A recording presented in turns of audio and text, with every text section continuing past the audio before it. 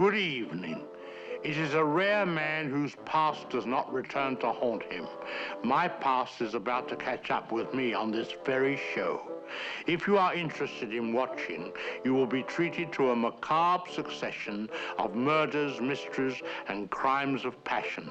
I freely confess my guilt. This burden of guilt I am pleased to share with you in the program which follows immediately. I would like to go to my grave with a quiet conscience. Find him for me, Madame Blanche, and I'll pay you $10,000. How many of them were there? 2, a man and a woman. What do we have to do for the money? Find one man. What's his name? Nobody knows. Where is he? Nobody knows. You know, when I was a little kid, you always made me feel like I was something evil. Look at me now. As long as you've got Victor Constantine, we can't touch you, so you might as well put that thing away. Your husband tried to kill me, and you were in on it, weren't you? I'm gonna track this guy down. And then what? This Shoebridge son, where do I look for him? Try the Barlow Creek Cemetery. Never liked them multiple funerals. Did you find Walter? Where? Apparently, they're on the trail of some spook named Eddie Shoebridge. Through psychic means, of course. Can you think of any reason why anyone would be sniffing around in your life after all these years? Can't think of any reason at all. Why? He's after us. What were you planning to do about him, dear? We'll have to eliminate these two ourselves. I can't. You must. Mr. Adamson?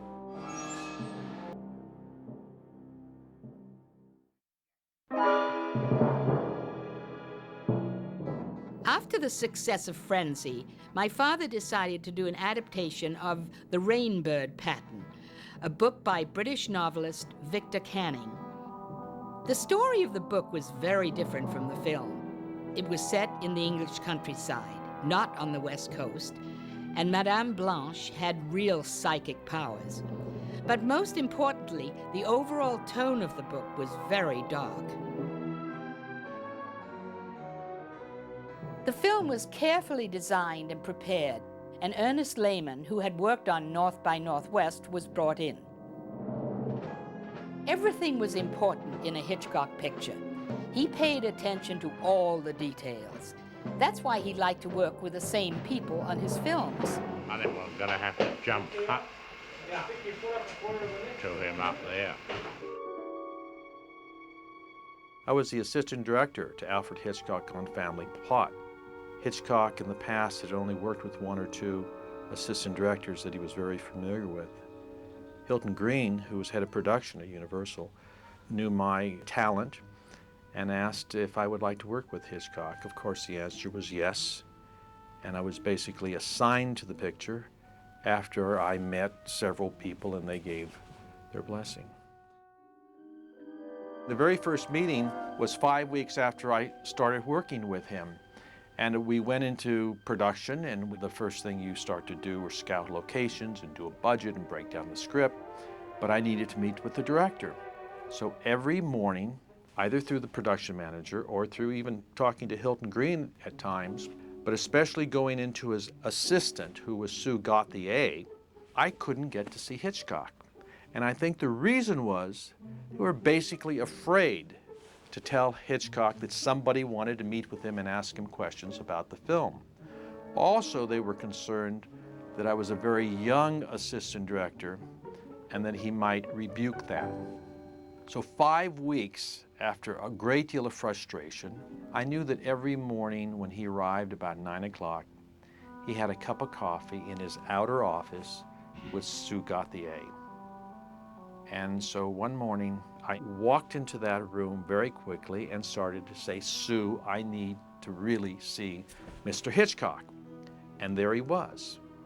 And I introduced myself to him, and we sat there for a few minutes, and I told him who I was, what I had done recently, and he then invited me into his office. And after that, it was every morning at 9 o'clock. Hitchcock several times discussed with me what the theme of the movie was and how it was structured. And it was 2 separate stories about 2 different pairs of people and how they eventually crisscross and pass each other. And he was fascinated by that. And that really, from then on, I could see that he couldn't do anything that was really taxing, and that became a second unit. My mother also had been ill. She had had cancer, which she was recovered, but then she'd had a stroke, too. Alma was Hitchcock's wife, and he was very, very devoted to her. He loved her. She came by occasionally during pre-production and came by a couple times during filming. She used to come by on Tuesdays and leave the dog, and sometimes have lunch with him. She was very much a part of him, and she was very much a part of selecting projects for him, and he would always consult with her on the pictures. Never outwardly on the set would she ever say anything, but I know behind the scenes she was very involved. Casting for Hitchcock was a little different than most directors or producers, and he saw a great many films. And Bill Batliner, who was head of feature casting at Universal Studios, would bring in films for Hitchcock to see in his private projection room. And he would relate to Bill Batliner, this is the guy, but I want him different, or I want him taller, or he has to be sweeter, he has to be tougher looking. And if you think about all of the Hitchcock pictures, he really had very distinguishable people, and so many of them looked the same, whether it be Grace Kelly, followed by Tippi Hedren.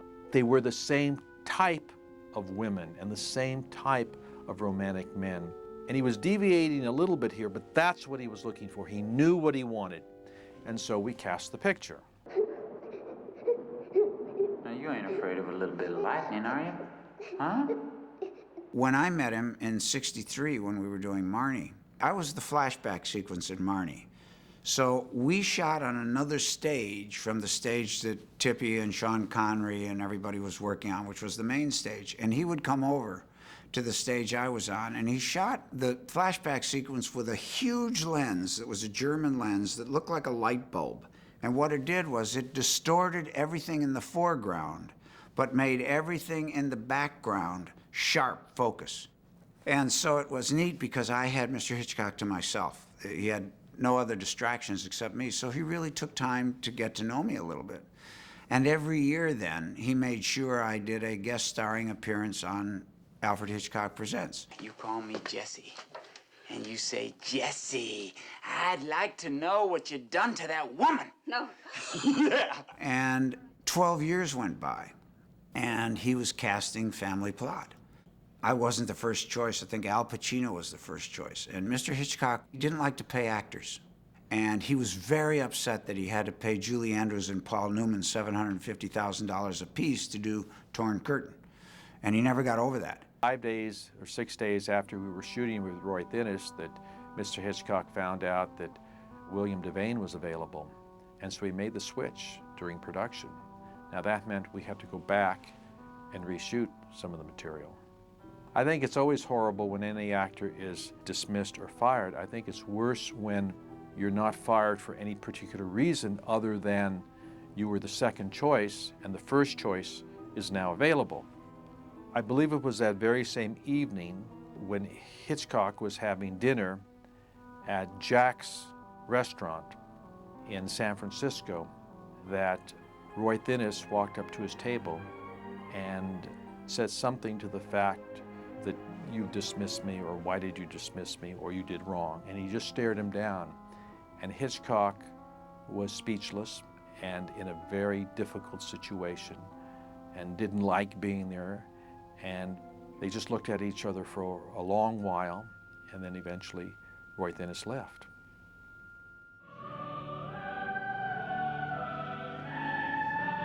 After Roy Thinnes left, we had to go back. He just loved her and would tell all these wonderful stories with her, you know, so I would sit around and hear all these wonderful stories. You never heard him tell the same story twice. The nice thing was that he understood the parent-child relationship, director to actor. And I also, again, was a novice. I had very little film experience. One of the things he did at the very last minute, which was quite unusual for Hitchcock, was to really take away the set that it was originally designed in, or the period and location. Hitchcock had been famous for traveling the world, and really opening up locations in filmmaking. And he said to me, I want to take away anything that said Northern California. I don't want any names on police cars. I don't want names on badges. I want you to investigate every person's name in the screenplay and make sure that that person really doesn't exist. And if he does, change it. I wanted no city. And he never gave me an explanation for that. But it was a challenge to change it so it became a nondescript city. We shot in San Francisco, we shot a great deal on the stages, but it was nondescript. The first day, I was supposed to meet Mr. Hitchcock up in his office and show him the costumes. I was carrying the costume. And of course, in the 70s, you had layers. So sort of I had a big black hat on, and I had a little suit, and then under the suit was something, and under something was something else. So I met him, and I said, oh, this isn't the costume for the movie. This is just what I was wearing. He said, oh, thank God. I thought it was going to be a movie about a nightmare. I grew up watching him on television, introducing his television show every week. And the first day I went to the set, they were shooting blue screen, and of course I came out of the theater, so I had not done any movies. And I had never seen the process before, so there was this car and a big screen behind it, and the camera being set up and everything in front of it, and Hitch just kind of seemed to be killing time. And it went on and on. We waited and waited. I couldn't figure out what the hell they were waiting for.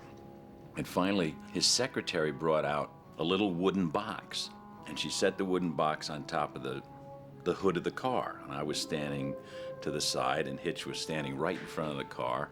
And they brought out a telephone, and everybody just kind of stood there. I don't know what the hell was going on. And then the phone rang. He picked up the phone. He said, yes. He said, right away or whatever.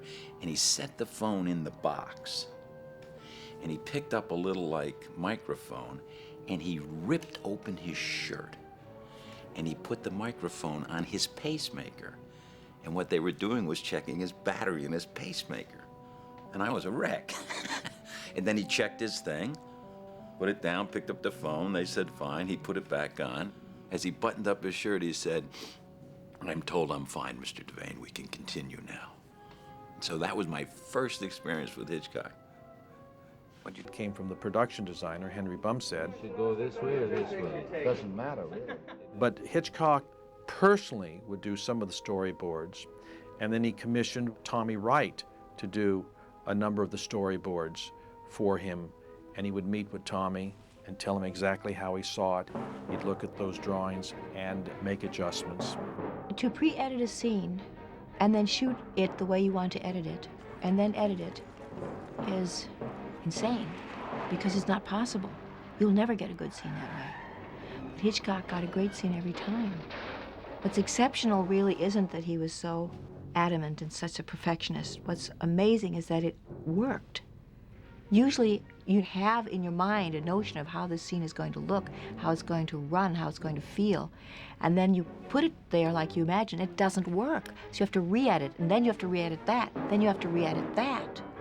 But what he did was almost supernatural when you think about it.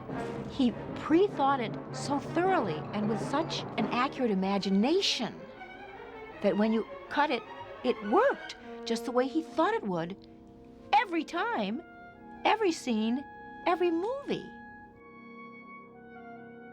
Hitchcock used to tell me and show me films and explain his theory in chases. And one of those theories is, if you're in a vehicle or in a train with your actors and the camera is inside, you shoot everything inside that train.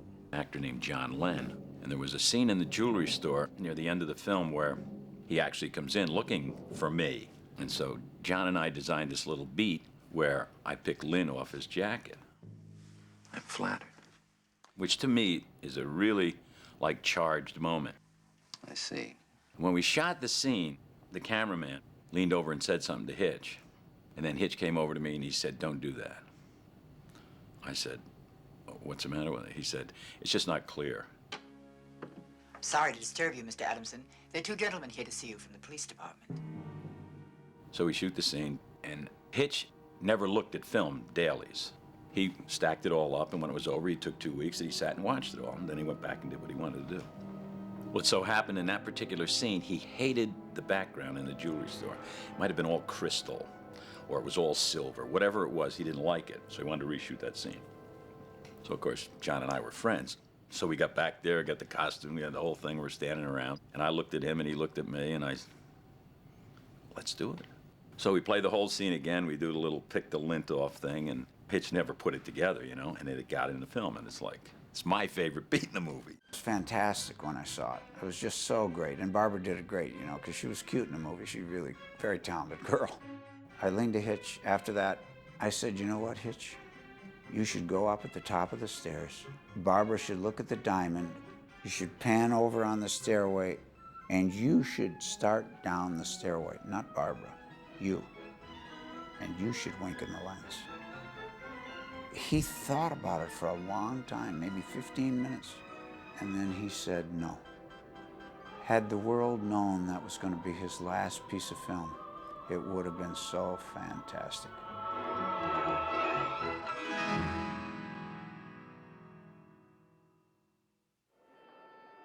Hitchcock had used Bernard Herrmann in many of his films to write great music, and I think if you look back on Hitchcock films, music is certainly a very key ingredient.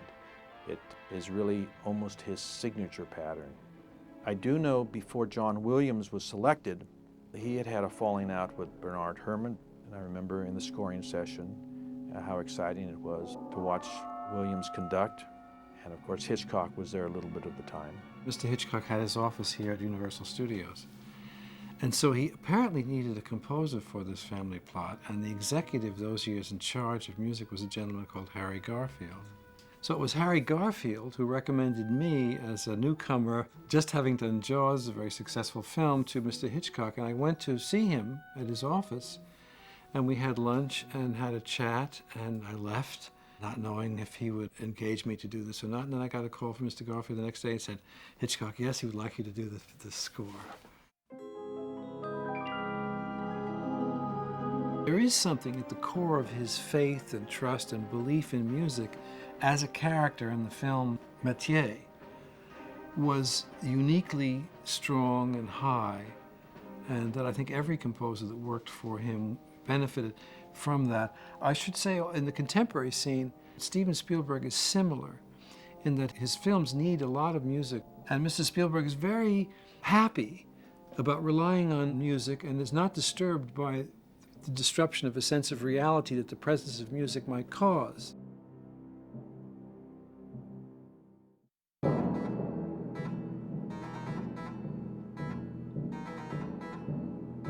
I remember one day very distinctly, Hitchcock said to me at one of our several lunches, he said, you know, what I'm serious about is the film industry.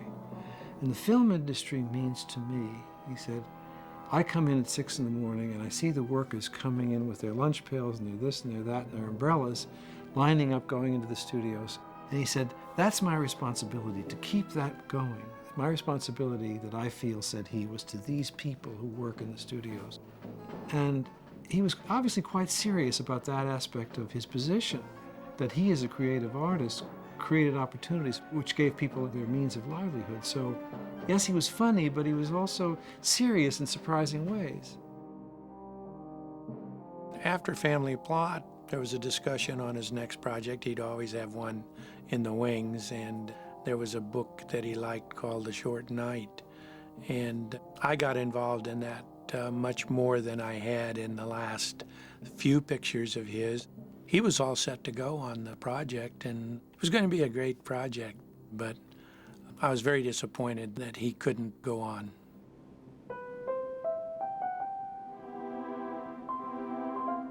I remember the day very vividly in my mind. I was up in my office and got a call from Sue, his secretary, saying that Mr. Hitchcock wanted to see me right away, and it was very important. Well, of course, I dropped everything and went down to his office and went into his office, and it was just the two of us, and he was behind his desk. And he almost had tears in his eyes, and he said, I can't go on. What are you talking about? And he said, I can't make this picture, and I would like for you to do a favor for me. And I said, well, of course I'll do a favor, but why? He says, I'm just I'm just not up to it, and I'm not strong enough to go on location. And I said, but we'll do it for you. You're there. You tell us what to do, and we'll do it. And he said, no, I'm never going to make a movie again. And he said, I want you to call Mr. Wasserman and let him know I can't face him. And I'll never forget that. I went and called Mr. Wasserman and went up and talked to him and told him that Mr. Hitchcock was retiring. And it was a horrible, horrible moment for me. And it was really tough on Mr. Wasserman, too. I think with most of his pictures toward the end of his career, I believe your first reaction, gee, is he slipping, or is this not as good as his previous pictures? You go back to the 50s of his classic To Catch a Thief and Vertigo and Rear Window and in North by Northwest. Those were something when you walked out and said, gee, great. And with the exception of Psycho and the Birds, they weren't that well received immediately. I think they grew on you. And I think Family Plot was one of those pictures where you come out and, yeah, it's okay. And then you start thinking about it, thinking, gee, it did have this. And then you go back and see it a second time, and you start getting the Hitchcock.